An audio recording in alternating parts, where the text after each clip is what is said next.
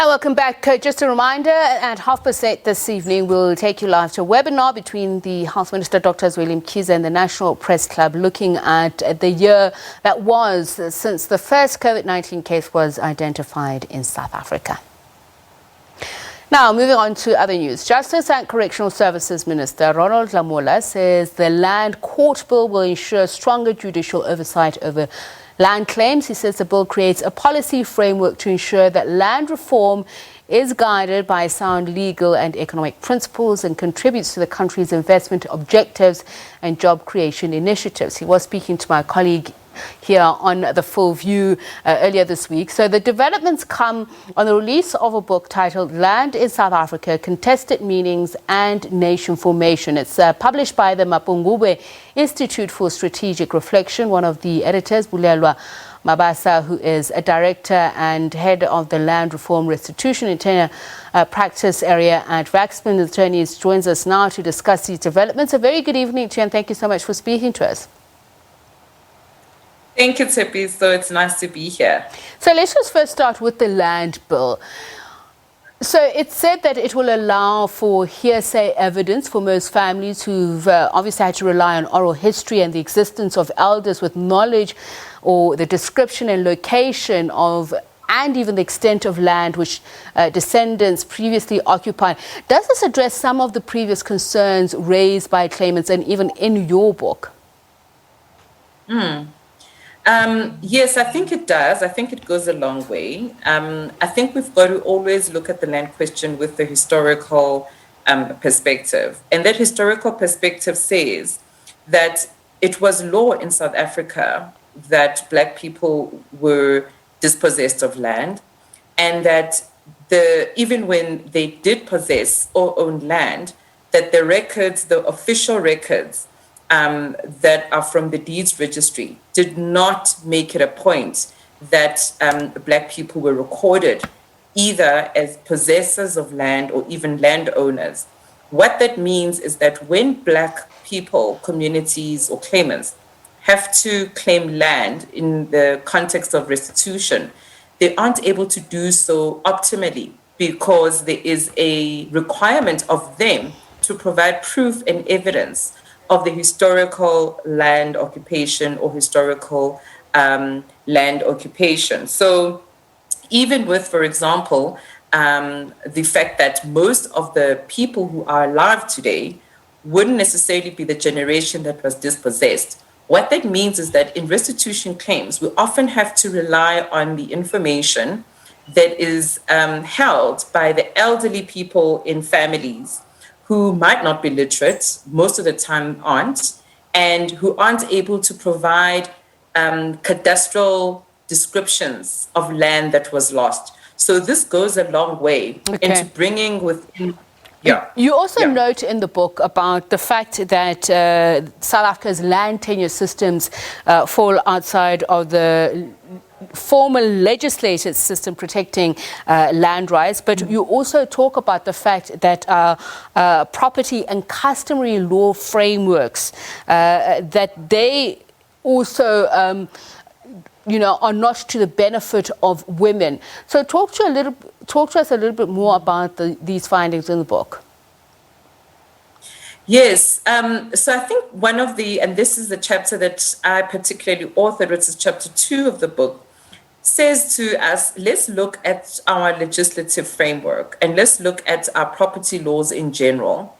And when we do that, we realize that formal property law systems concern themselves with real rights or registration of real rights in the formal market.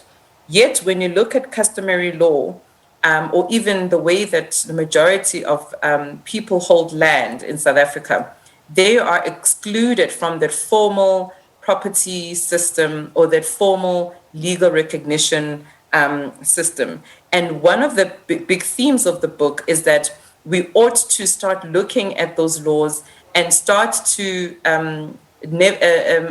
advocate for laws that actually speak to the ways in which communities actually interact with property, instead of trying to look at these previous laws or historical laws that we inherited from Roman Dutch law and trying to tweak them in order to bring them in line with how communities interact with land. So yes, that's one of the biggest themes that that are definitely coming out of this book. And I mean, the book also does delve into a whole lot of other things, which also I find interesting, the definitions of nation formations, but the meanings of land ownership. But I want to look at the issue of land reform. So you look at 5 different countries in different regions. What do you glean from the disparate geographic contexts and how they influence land justice demands and the meanings of land? Yes, so and that's a very important question, because ultimately that's one of the big themes, and those themes say, why is land reform important, and who must land reform benefit? We're saying in this book that land reform is actually an important tool and lever to foster nation formation and to create a form of social cohesion. And how you do that is to ensure that you do not exclude anyone.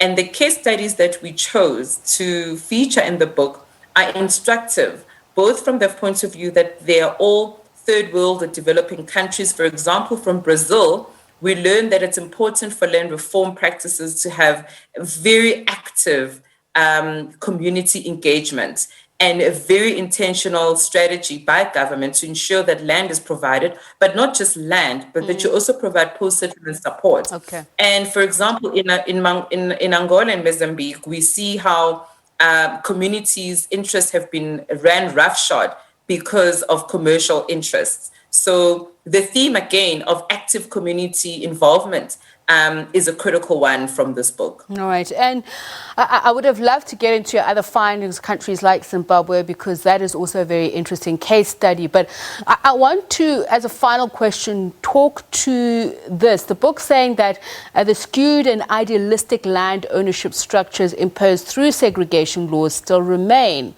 How is this possible post-democracy? Tepiso, you'd be very surprised, in fact, that on one hand, certain quarters and opinions have said, well, it can't be true because we're now seeing an emergence of the black middle class, and, you know, the black middle class now has access to, say, mortgages and so forth. But it is still quite clear, even though various land audits have been done, that we're still sitting with the vast majority of land sitting in black hands. President Thabo Mbeki had a goal of redistributing 30% of land in black hands by 1994. That was elusive. And part of the reason is because we still don't have legislation that speaks to how are we going to address the skewed land ownership patterns in South Africa. Thank you so much for your time. One of the editors of the book, Bulelwa Mabasa, who is director and head of the Land Reform, Restitution and Tenure Practice area at Werksmans Attorneys. And the name of the book, as we mentioned, it's titled Land in South Africa, Contested Meanings and Nation Formation.